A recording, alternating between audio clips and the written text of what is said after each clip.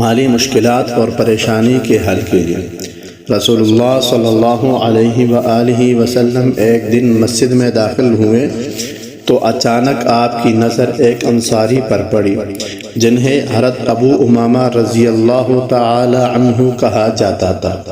آپ صلی اللہ علیہ وآلہ وسلم نے ان سے کہا، ابو امامہ کیا وجہ ہے؟ میں تمہیں نماز کے وقت کے علاوہ بھی مسجد میں بیٹھا دیکھ رہا ہوں۔ انہوں نے عرض کیا، اللہ کے رسول، غموں اور قرضوں نے مجھے گھیر لیا ہے۔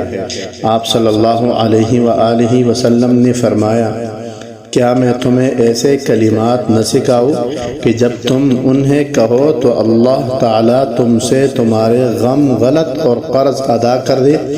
میں نے کہا، ضرور اللہ کے رسول۔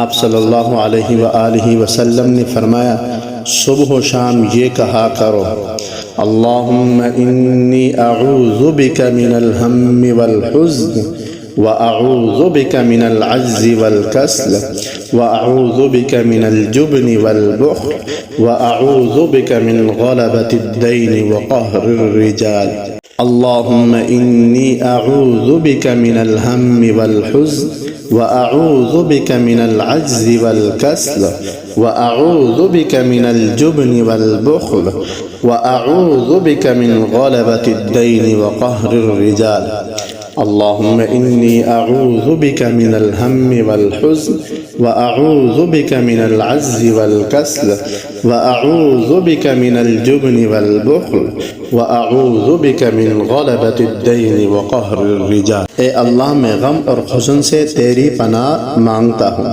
عاجزی و سستی سے تیری پناہ مانگتا ہوں، بزدلی اور کنجوسی سے تیری پناہ مانگتا ہوں، اور قرض کے غلبہ اور لوگوں کے تسلط سے تیری پناہ مانگتا ہوں۔